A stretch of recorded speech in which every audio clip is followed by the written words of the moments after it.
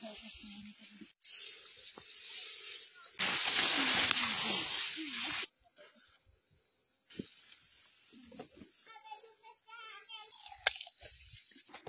อีกอะไรมัน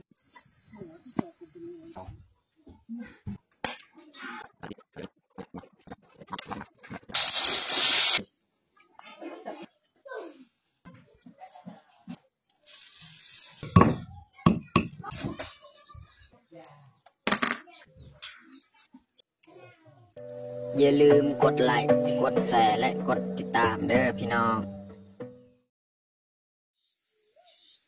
กล่าวทักทายสบายดีเบิร์ดสู่ครูสู่คนเนาะยินดีต้อนรับเขาสู่สองบ่าวยืงเนาะ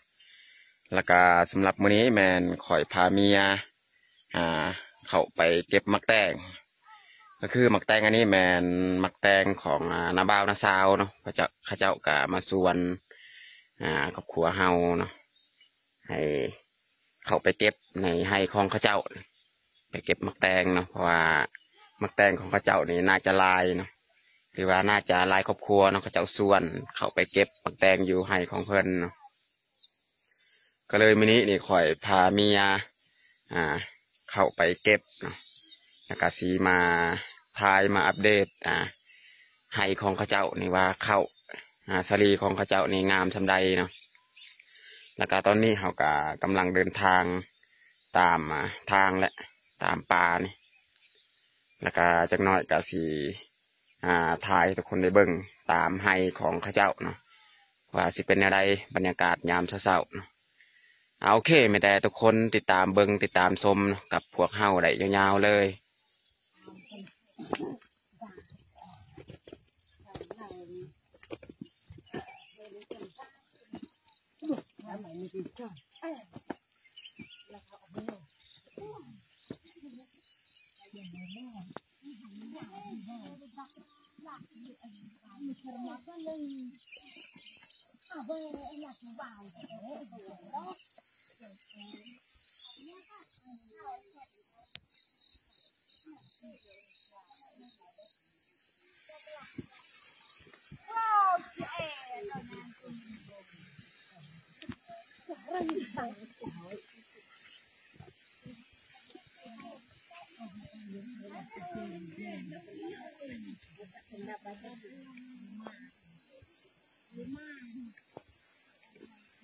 ว้าวเป็นต่างชีวิตแม่หนึ่ง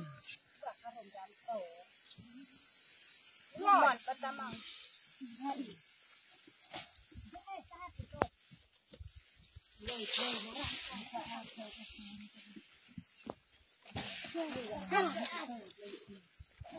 าไม่พอจ้ะ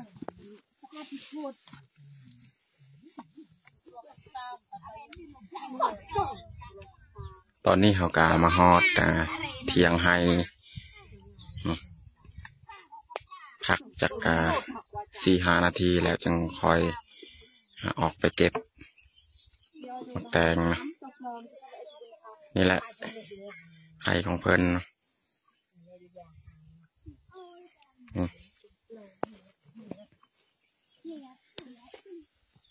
เขากางามพี่น้องเอ้ย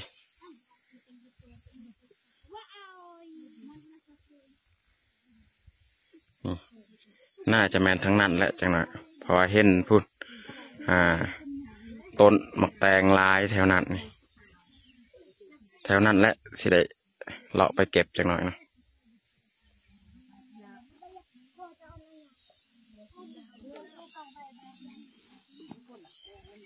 อันนี้ก็เริ่มออกไปเก็บแล้วจุทีมงานที่เขาไปเก็บมักแตง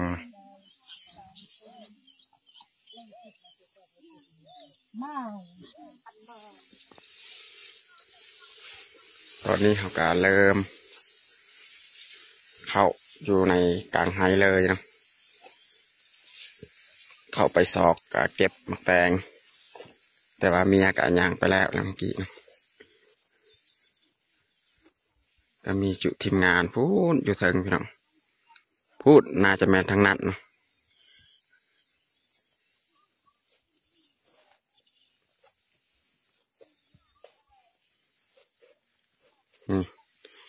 สวนสาลีของเขาเจ้างามขนาดพี่น้องเขาสาลีพูดทั้งนั้นแหละทีมงานเฮา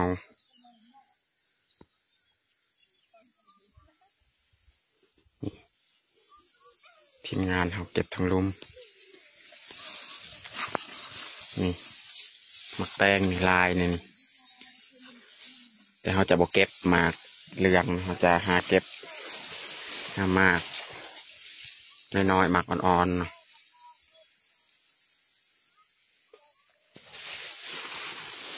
นี่มันมักแตงเบิด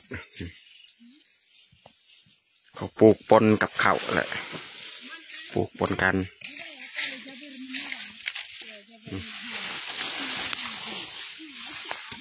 แตงใหญ่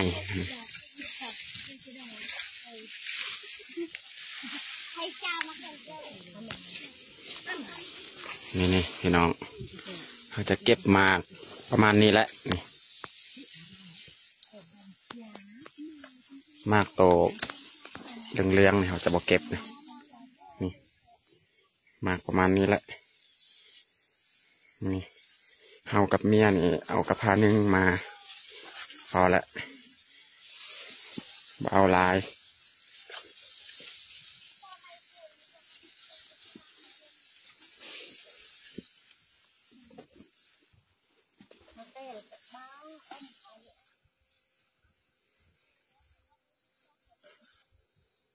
ตัวนี้มันมาแตงพันตัวสั้นอีกพันนั้นมีพันตัวยาวแล้วก็มีตัวสั้น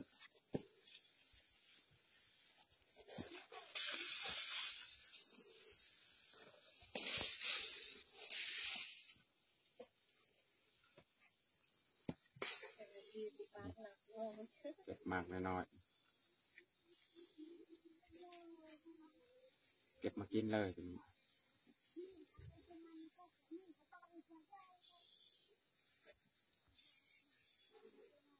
หมอกเมฆนี่ยังมาท่านใดขึ้นเทือเนาะ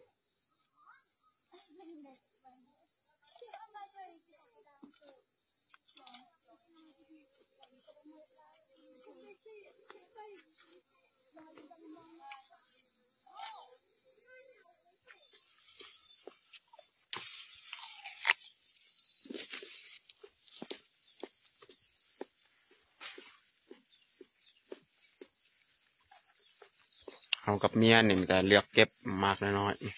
ๆเราจะบอกเก็บมากใหญ่มากแกแล้วแต่ผู้มักเนาะผู้มักกินโตแกกับเก็บตัวแกเนาะ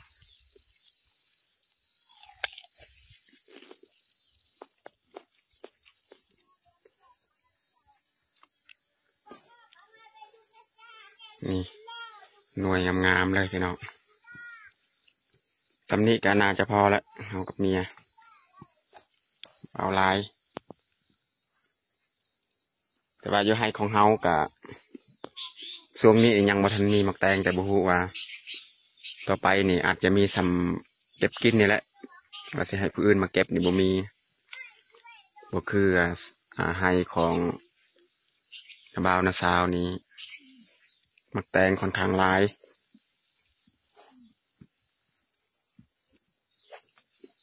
นี่เห็นทั้งลุ่มแต่ต้นมักแตงสาลีตอนนี้กับทีมงานเฮาเก็บมักแตงกะมาโฮมอยู่เทียงไฮแล้วเก็บแล้วแหละแต่ละคนนี่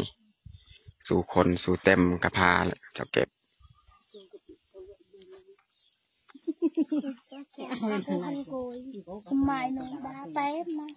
อันนี้แมนกระพาเฮากับเมียนี่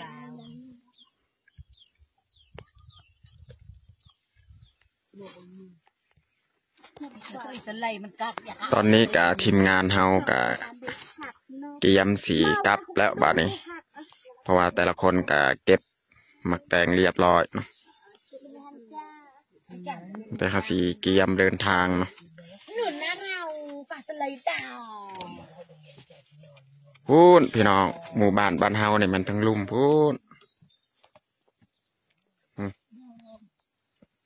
หมู่บ้านเฮาเนาะ มาในกรอนแหลกในกรอน บรรยากาศนี่สุดยอดเลย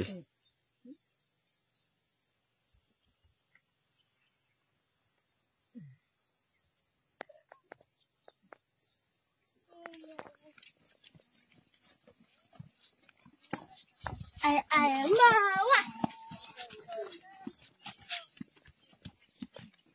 นี่จุน้องๆมาแต่ไปต่อนกใส่เขาเบิ่งนกได้บ่ฮะเบิ่งนี่เขาเจียแนวตัวต่อนกนี่ได้บ่เบิ่งเขาจะไหว บ่เห็นนะนี่พี่น้องเห็นนี่แหละแนวต่อนกนี่จุน้องๆเขา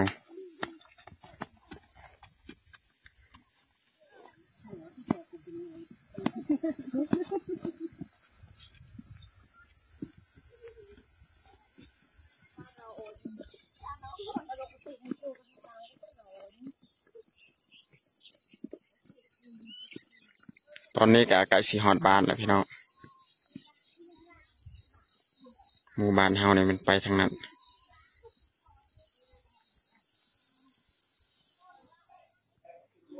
ตอนนี้เฮากามาฮอดบ้านเนาะวันนี้เฮาสิออกเลยหมักแตงที่เฮาไปเก็บเมื่อกี้นี่แหละแต่ว่ามื้อบ้านเนี่ยเฮากาเข้าไปเก็บหมักแตงอยู่ส่วนสาลีของพ่อเฒ่ากันมื้อนี้ก็มีทางครัวนาบาวนาซาวเอิ้นให้ไปเก็บหมักแตงอยู่ให้เพิ่นเลยเฮาพาเมียไปเก็บมื้อนี้นะ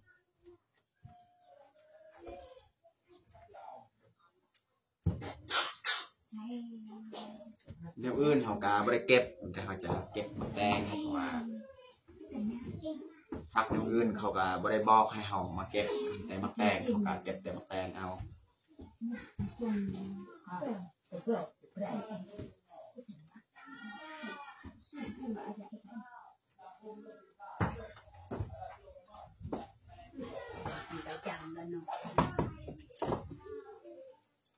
วันนี้เฮาสิ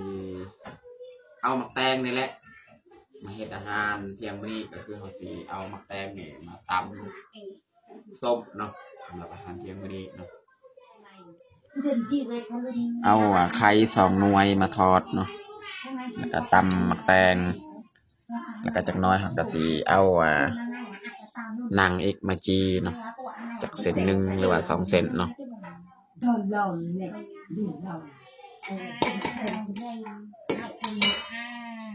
ไม่ได้เขาจะทอดไข่ก้อนแล้วจึงมาตำหมักแตงแล้วจักน้อยจึงจีนัง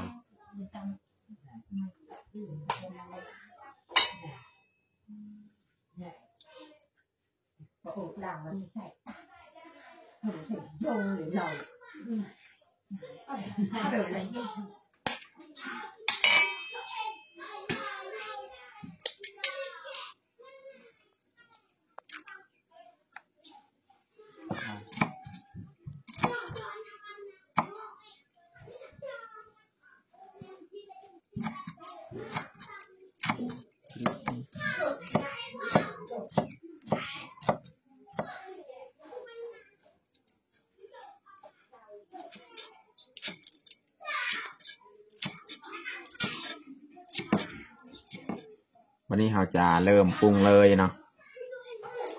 ใส่หอมบัวแล้วก็ใส่มะพริก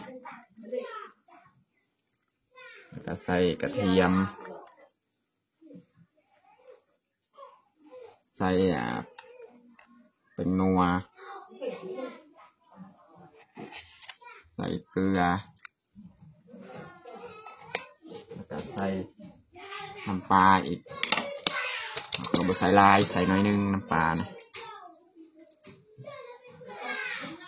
ประมาณนี้แหละวันนี้เราจะผสมเลยเนาะ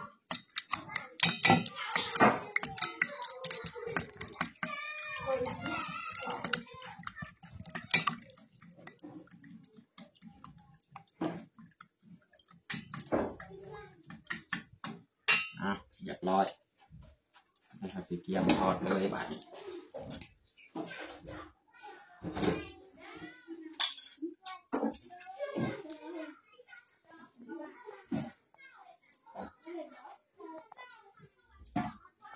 ใส่น้ำมัน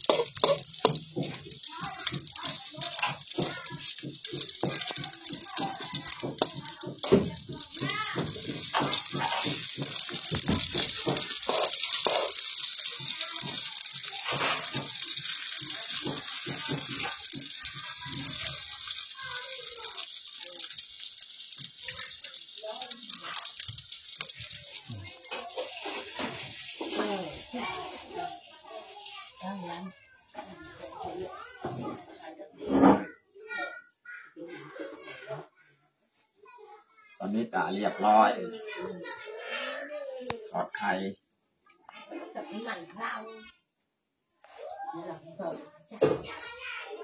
ี่เป็นแพนเลยพี่น้องทอดไข่พี่น้องวันนี้ต่อไปนี่เราสิตำหมักแตงอีกนะ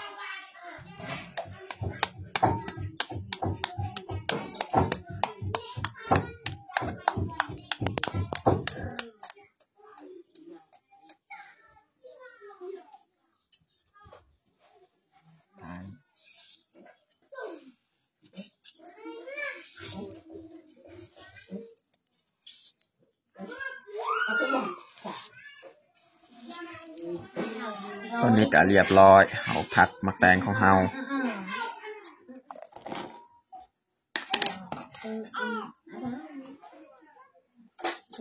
ผงนัว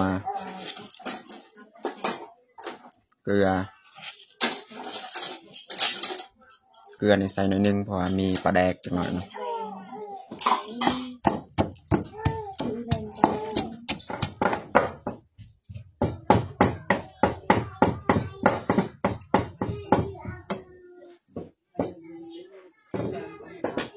นี่เราจะตำเลย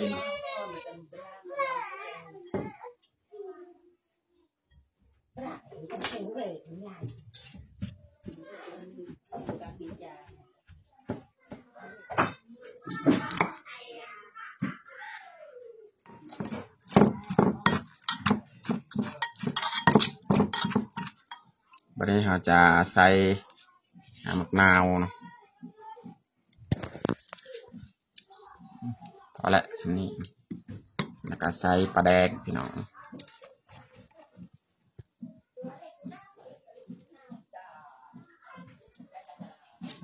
ไปละสินี้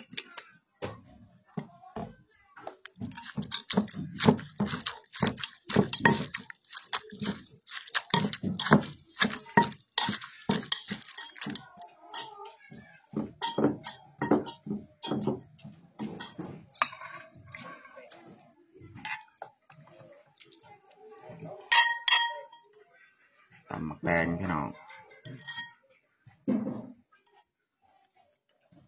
เราจะเอานังนี่2 อันมาจี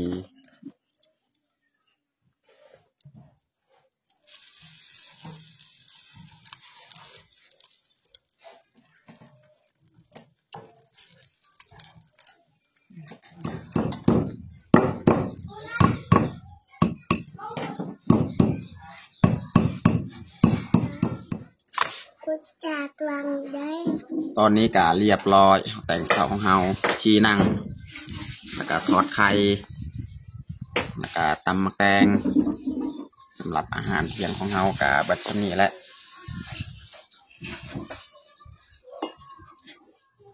ตอนนี้ก็เรียบร้อยเฮาแต่งข้าวของเฮาแต่เฮาจะลงมือกินข้าวเที่ยงเลยมาทุกคนมากินข้าวเที่ยงนำกัน